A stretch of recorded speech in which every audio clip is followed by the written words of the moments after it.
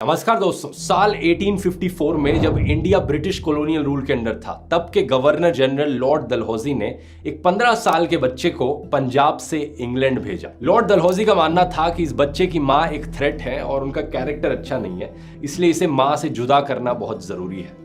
England में जाकर यह बच्चा क्रिश्चियनिटी में कन्वर्ट हो जाता है और क्वीन विक्टोरिया के बेटे एडवर्ड द 7th के साथ इसकी अच्छी दोस्ती होती है। इस बच्चे की रिस्पॉन्सिबिलिटी ब्रिटिश क्राउन को दे दी जाती है और साथ में इसे एक एनुअल स्टाइपेंड दिया जाता है 50,000 पाउंड्स का। आज के दिन अगर आप इसे इन्फ्लेशन से एडजस्ट करोगे तो इसकी कीमत होगी 65 करोड़ रुपीस पर ईयर। असल में बात क्या है दोस्तों, ये लड़का कोई ऑर्डिनरी इंसान नहीं था, ये था प्रिंस दलीप सिंह, जिन्हें आज हम महाराजा दलीप सिंह के नाम से भी जानते हैं। इंडिया में सिख एम्पायर के आखिरी रूलर। इंटरेस्टिंग चीज क्या है, इन्हें इंग्लैंड भेजने से 4 साल पहले साल 1849 में जब ब्रिटिश ने सिख्स को हराया था जंग में, लॉर्ड डलहौजी ने 11 साल के प्रिंस दलीप को ऑर्डर किया था कि वो एक हीरा सरेंडर कर दे क्वीन विक्टोरिया को। यह हीरा था कोहिनूर का हीरा, जो उस साल 6700 किलोमीटर दूर जहाज में बैठकर लंदन तक गया। कोहिनूर के इस हीरे के बारे में कहा जाता है, जो इस हीरे का मालिक बनेगा वो पूरी दुनिया का मालिक होगा,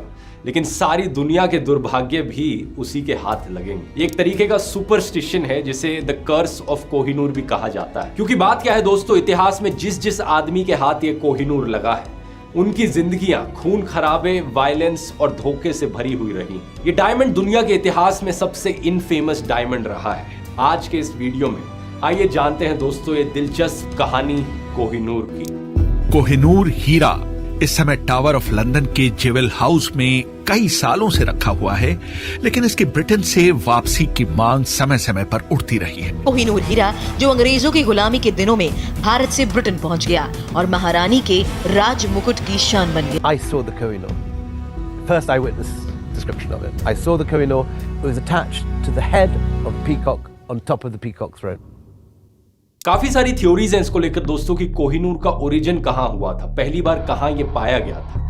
ईस्ट इंडिया कंपनी में काम करने वाले एक सिविल सर्वेंट थे, थियो मैटकैफे। उन्होंने अपनी रिपोर्ट में लिखा था कि ट्रेडिशन के अकॉर्डिंग इस डायमंड को एक्सट्रैक्ट किया गया था कृष्णा के लाइफ टाइम के दौरान, लेकिन हिस्टोरियंस के अकॉर्डिंग सबसे ज्यादा एक्सेप्टेड व्यू यही है कि ये हीरा एक्चुअली में कोलूर माइंस में मिला था, गोलकोंडा के रीजन में। इसे कोलार माइनिंग एरिया से कंफ्यूज मत कीजिए, जिसे केजीएफ फिल्म में पॉपुलराइज किया गया था। गोलकोंडा के डायमंड्स एक्चुअली में कृष्णा नदी के बैंक्स पर पाए जाते हैं, coastal Andhra Pradesh. 18th century में ये एरिया दुनिया का इकलौता एरिया था जहां पर डायमंड्स पाए जाते थे। अंटिल 1725 में ब्राजील में भी डायमंड माइंस को डिस्कवर किया गया। अब ये चीज क्लियर नहीं है कि इस कोहिनूर हीरे को पहले किसने ढूंढा, कैसे ढूंढा, लेकिन आमतौर पर जो जेमस्टोन्स होते हैं ये सूखी नदियों के बेड्स पर पाए जाते हैं। और हिस्टोरिकली एग्जैक्टली हम ये भी नहीं जानते कि इसे एग्जैक्टली कब डिस्कवर किया गया था। बेस्ट एस्टिमेट जो हिस्टोरियंस ने लगाया है वो ये है कि ये ईयर 1100 और 1300 के बीच में पाया गया था। ऐसा माना जाता है कि कोहिनूर का सबसे पहला मेंशन एक हिंदू टेक्स्ट में किया गया था साल 1306 में। प्रॉब्लम बस ये है कि उस टेक्स्ट का नाम किसी को नहीं पता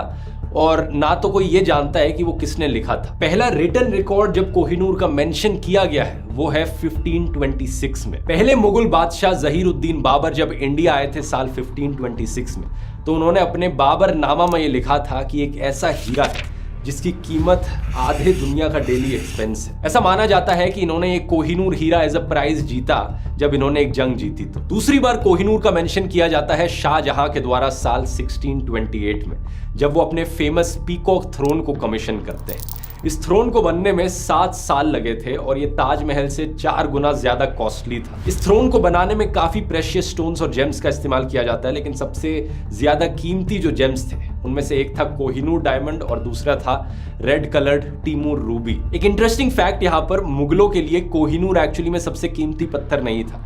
मुगल टिमूर रूबी को प्रेफर करते थे, वो उनके लिए सबसे ज्यादा वैल्यूएबल स्टोन था, क्योंकि मुगलों को ये ब्राइटली कलर्ड स्टोन्स ज्यादा पसंद आते थे जो रंग बिरंगे होते थे। दूसरी तरफ हिंदू और सिख राजा जो थे वो डायमंड्स को ज्यादा प्रेफर करते थे, एक पर्सनल प्रेफरेंस यहाँ पर कह सकते हो। लेकिन इसके बावजूद भी कोहिनूर को पीकॉक थ्रोन में काफी बड़ी जगह दी गई, पीकॉक की आंख पर लगाया गया। पर अभी तक इस हीरे का नाम वैसे कोहिनूर नहीं पड़ा था। करीब 100 सालों बाद मुगलों के अंडर दिल्ली एक्चुअली में one of the wealthiest cities बन चुकी थी दुनिया की। 2 मिलियन लोग रहते थे यहाँ पर, जो कि लंदन और पेरिस को कंबाइन भी कर लो उससे भी ज्यादा पॉपुलेशन थी। लेकिन इस पॉइंट ऑफ टाइम तक मुगल एम्पायर कमजोर पड़ चुका था। दिल्ली में मौजूद इतनी दौलत को देखकर पर्शिया के नादिर शाह आकर्षित होते हैं। साल 1739 में नादिर शाह दिल्ली पर इन्वेजन करते हैं और मोहम्मद शाह को डिफीट कर देते हैं। मोहम्मद शाह 15th मुगल एम्पायर थे, ग्रेट ग्रैंडसन थे औरंगजेब। नादिर शाह दिल्ली छोड़कर भागता है बहुत सारा खजाना लेकर अपने साथ। 700 हाथियां, 4000 ऊंट और 12000 घोड़ों की जरूरत पड़ी थी इतने खजाने को कैरी करने के लिए। इस सारे खजाने में कोहिनूर का हीरा भी होता है। यहाँ पर एक कॉमन बिलीफ है कि नादिर शाह को टिप मिलती है मुगल एम्पायर में काम करने वाले एक ऑफिशियल से कि मोहम्मद शाह ने कोहिनूर हीरे को अपने टर्बन में छुपा कर रखा था। एक पुराना वॉर कस्टम था टर्बन्स एक्सचेंज करने का, तो जब नादिर शाह प्रपोज करते हैं कि यहाँ पर टर्बन्स को इधर से उधर एक्सचेंज किया जाए, तब वो कोहिनूर का हीरा जमीन पर गिरता है और रोशनी में इतनी तेज चमकता है कि नादिर शाह के मुंह से निकलते हैं शब्द कोहिनूर। इन शब्दों का मतलब होता है माउंटेन ऑफ लाइट, रोशनी की एक पहाड़ी, और ऐसे इस डायमंड का नाम पड़ता है। लेकिन नादिर शाह के जो फाइनेंशियल ऑफिसर थे उस वक्त, उन्होंने एक किताब लिखी थी तारीख आलम आरा ए नादिरी। इस किताब में जो लिखा गया है उससे हमें एक रिटन रिकॉर्ड मिलता है कि कोहिनूर एक्चुअली में पीकॉक थ्रोन के सिर पर ही लगा हुआ था। नादिर शाह ने इस पीकॉक थ्रोन को ले लिया अपने पास और जो टीमूर रूबी थी और कोहिनूर हीरा था उसे आर्म बैंड पर पहन लिया, हाथ में पहन ली। तो वो जो कहानी है कि इस हीरे का नाम कैसे पड़ा, वो शायद सच ना हो कि उनके टर्बन में था ये, लेकिन ये बात सच जरूर है कि नादिर शाह ने ही इस हीरे का नाम कोहिनूर रखा था, क्योंकि इसी किताब में पहला रेफरेंस किया गया है इस हीरे को कोहिनूर बुलाकर। अगले 70 सालों तक कोहिनूर आज के दिन के अफगानिस्तान का हिस्सा रहता है और यहां पर आता है द कर्स ऑफ कोहिनूर, जिसकी बात मैंने वीडियो के शुरू में करी थी। जो भी इस हीरे का मालिक बनेगा वो दुनिया का भी मालिक बनेगा, लेकिन सारे मिसफॉर्च्यून्स भी उसी के साथ होंगे। इस कहावत को एक्चुअली में उस हिंदू टेक्स्ट से लिया गया है जो साल 1306 में लिखा गया था, जिसकी बात मैंने पहले करी थी कि यहां पर माना जाता है कि कोहिनूर हीरे का सबसे पहला मेंशन किया गया था। ये एक सुपरस्टिशन है, लेकिन आगे आप कहानी में देखोगे कि काफी हद तक सच भी है। नादिर शाह के ऊपर यह दुर्भाग्य पड़ता है साल 1747 में, जब नादिर शाह के एक अपने ही गार्ड उन्हें मार डालते हैं और उनका एम्पायर कोलैप्स कर जाता है। अहमद शाह दुर्रानी, जिन्हें हम अहमद खान अब्दाली के नाम से भी जानते हैं, ये नादिर शाह की आर्मी का ही एक हिस्सा थे। ये नए अफगान एम्पायर के फाउंडर बन जाते हैं और साथ ही साथ कोहिनूर हीरे के नए मालिक भी। विलियम डैलरिम्पल और अनीता आनंद की किताब बताती है हमें कि नादिर शाह के जो ग्रैंड सन थे शाहरुख शाह, उनके सर पर मोल्टन लेड डाला गया था, ठीक उसी तरीके से जैसे गेम ऑफ थ्रोन्स में भी किया गया था, बस ये पता करने के लिए कि कोहिनूर एक्चुअली में कहां पर था। अब इसे कोहिनूर का काला जादू कहो या कुछ और, लेकिन दुर्रानी एम्पायर में भी काफी इनफाइटिंग देखने को मिलती है। अहमद के बेटे तीमूर तो ढंग से चला लेते हैं एम्पायर को, लेकिन उसके बाद जो अहमद के पोते थे वो एक दूसरे के साथ लड़ते हैं गद्दी के लिए। तीमूर का बेटा और जो तीसरा रूलर था इस एम्पायर का, जामन शाह दुर्रानी, उसे गर्म नीडल से अंधा किया जाता है। उसका भाई जो 5वां रूलर था शुजा शाह दुर्रानी, उसकी वाइफ वाफा बेगम ने कहा था अगर एक ताकतवर आदमी 4 पत्थर को 4 दिशाओं में फेंके, नॉर्थ, साउथ, ईस्ट और वेस्ट में, और 5वें पत्थर को ऊपर हवा में फेंके, इन 5 पत्थरों के बीच में जो जगह है उस सारी जगह को आप सोने से भी भर दोगे तो भी उस सोने की कीमत कोहिनूर की कीमत जितनी नहीं होगी। शुजा शाह दुर्रानी कोहिनूर को अपनी ब्रेसलेट में पहन के रखता था। साल 1809 में इसे डीथ्रोन कर दिया गया, लेकिन ये इस कोहिनूर हीरे को लेकर भाग गया लाहौर और वहां पर ये रेफ्यूज लेता है महाराजा रणजीत सिंह के अंडर। रणजीत सिंह जी फाउंडर थे सिख एम्पायर के और दुर्रानी को बचाने के रिटर्न में उन्होंने कोहिनूर हीरा डिमांड किया और कुछ इस तरीके से कोहिनूर हीरा चला गया सिख एम्पायर के पास साल 1813 में। रणजीत सिंह के लिए भी कोहिनूर की सिंबॉलिक इंपॉर्टेंस बहुत थी। जो जमीन दुर्रानी डायनेस्टी ने कब्जाई थी वो इन्होंने वापस जीत ली। इन्हें द लायन ऑफ लाहौर या फिर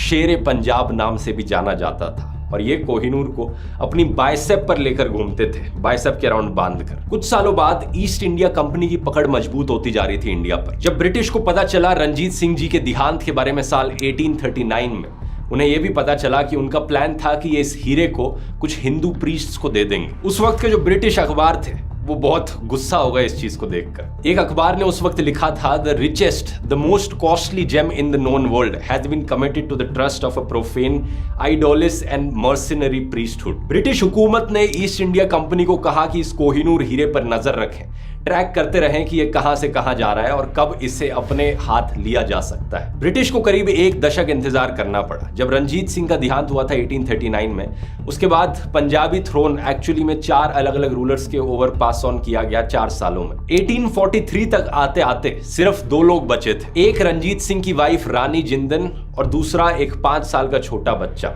प्रिंस दलीप सिंह। फाइनली 1849 में जब second Anglo Sikh war complete हुई, तब ईस्ट इंडिया कंपनी ने पंजाब एम्पायर का रूल खत्म कर दिया और तब तक दलीप सिंह करीब 10 साल के हो चुके थे। EIC ने उनसे एक ट्रीटी ऑफ लाहौर साइन करवाई। इस ट्रीटी में इस डॉक्यूमेंट पर लिखा गया था कि कोहिनूर हीरा ईस्ट इंडिया कंपनी को हैंडओवर कर दिया जाए। पंजाब उस वक्त आखिरी बड़ी स्टेट बची थी जिसे ब्रिटिश ने कॉन्कर नहीं किया था, तो ये जंग जीतने के बाद ईस्ट इंडिया कंपनी कोई भी मौका नहीं छोड़ना चाहती थी कि यहाँ पर सिख एम्पायर दोबारा उभर कर आ सके। इसी रीजन से इन्होंने जिंदन को जेल में डाल दिया और जो इकलौता दूसरा मेंबर था फैमिली का, उसे जहाज में बिठा के लंदन भेज दिया और क्रिश्चियनिटी में कन्वर्ट करा दिया। इसी चीज की बात मैंने वीडियो के शुरू में करी थी। दलीप सिंह जब सिर्फ 15 साल के थे, साल 1854 में उन्हें लंदन भेज दिया गया। जुलाई 1854 में जब दलीप सिंह की बकिंगम पैलेस में एक पेंटिंग बन रही होती है, तब क्वीन विक्टोरिया उन्हें मौका देती है कोहिनूर को दोबारा से देखने का।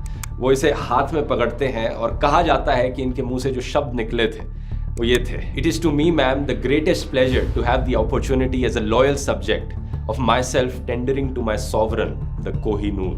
दलीप सिंह अपनी जिंदगी के आखिरी कुछ सालों में जाकर इंग्लैंड के खिलाफ रेबेल जरूर करते हैं, कोशिश करते हैं इंडिया जाने की, लेकिन ब्रिटिश उन्हें रोक देते हैं। जर्मन से मदद इकट्ठी करने की कोशिश करते हैं, लेकिन अनफॉर्चुनेटली अनसक्सेसफुल रहते हैं। कहा जाता है बहुत ही निराशाजनक तरीके से उनका देहांत होता है 55 साल की उम्र पर पेरिस में, जब उनकी लिविंग कंडीशंस बहुत खराब हो गई थी, वो पॉवर्टी में थे। दूसरी तरफ कोहिनूर बन जाता है क्वीन विक्टोरिया की एक स्पेशल पोजेशन। इंटरेस्टिंग चीज ये है कि वो जो कहावत थी कोहिनूर के बारे में कि जो भी आदमी इसका मालिक बनेगा, उस कहावत में ये भी कहा गया था कि ओनली अ गॉड और a woman can wear it with impunity. सिर्फ कोई भगवान या कोई औरत ही कोहिनूर को पहन सकते हैं बिना किसी खराब कॉन्सिक्वेंस के। साल 1851 में जब लंदन के हाइड पार्क में एक बड़ा एग्जीबिशन हुआ था, ब्रिटिश जनता को मौका मिला था कोहिनूर को अपनी आंखों से देखने का, लेकिन जनता का रिएक्शन बड़ा अनएक्सपेक्टेड था। लोगों ने कहा कि ये क्या है, इस इतने से पत्थर के पीछे लोग पागल हुए पड़े। लोगों को यकीन नहीं हुआ कि ये वही कोहिनूर हीरा है जिसके पीछे लोगों ने एक दूसरे को मार डाला था। यहाँ उनकी आंखों के सामने ये सिर्फ एक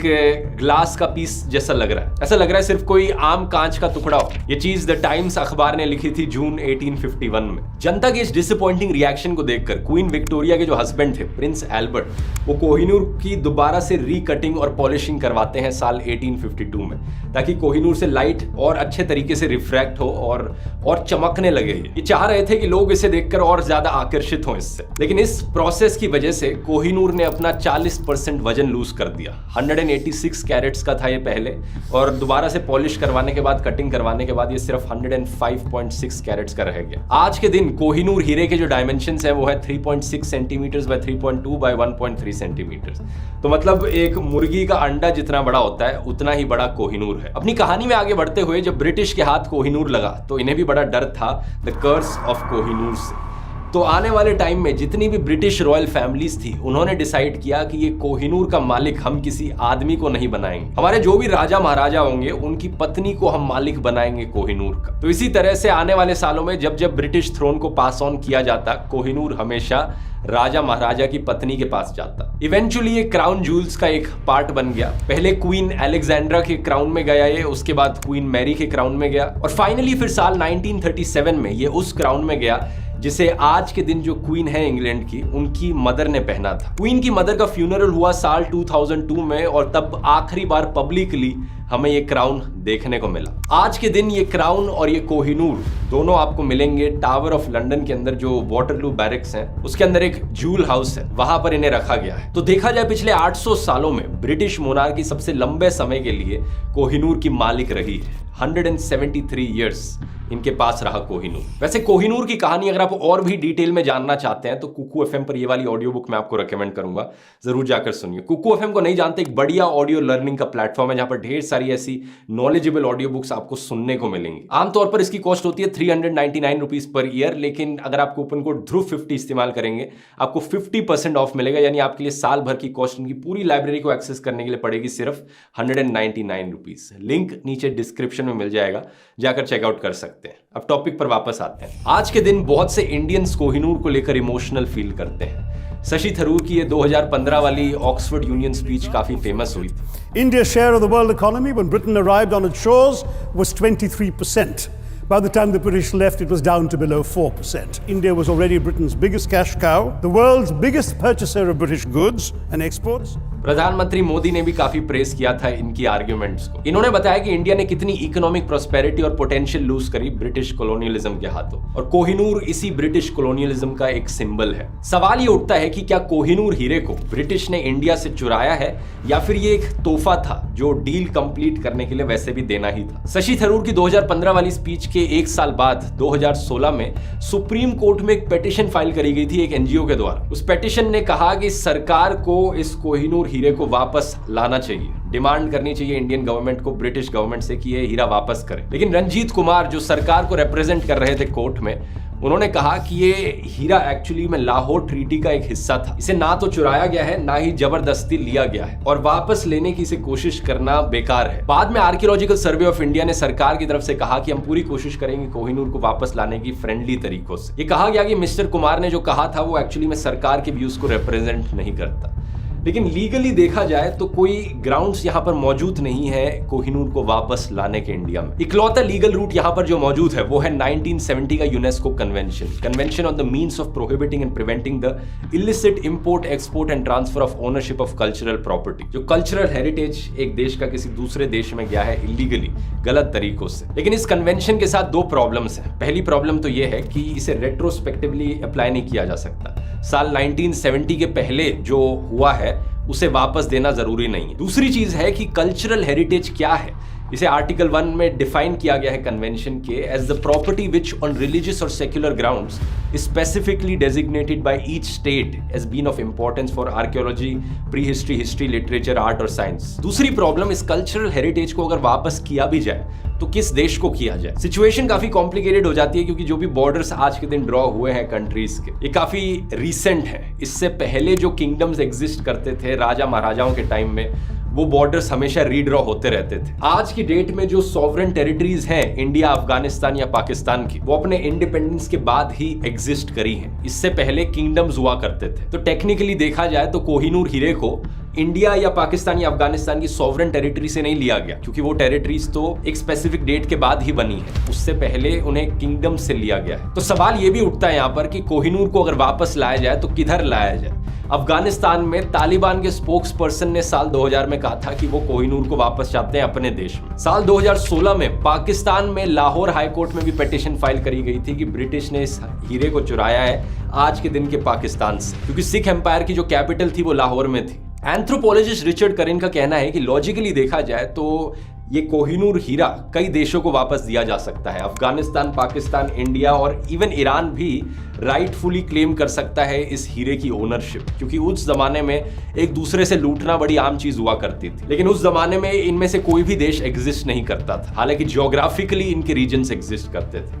इसे बाकी चीजों से अलग रखना चाहिए जो कल्चरल हेरिटेज मान लो नाजीज के टाइम में चुराया गया, जहां पर बड़ा क्लियर है कि किस देश से चुराया है, जब वो देश ऑलरेडी एग्जिस्ट करते थे। इमोशनली भी रिचर्ड करिन का कहना है कि हमें कोहिनूर की कहानी को अब बस हमेशा के लिए छोड़ देना चाहिए। जो भी इसका काला इतिहास रहा है पीछे, वापस से उभर कर ना आए वो, उसे अभी अपनी फाइनल रेस्टिंग प्लेस पर सो जाने दो। यहां पर आपकी क्या राय है दोस्तों, नीचे कमेंट्स में लिखकर बताइए। आपको क्या लगता है कि क्या कोहिनूर को वापस लाने की कोशिश करनी चाहिए या वहीं पर छोड़ देना चाहिए। वीडियो पसंद आया तो और मिस्ट्री रिलेटेड वीडियोस आप इस प्लेलिस्ट पर क्लिक करके देख सकते हो। मिलते हैं अगले वीडियो में। बहुत बहुत धन्यवाद।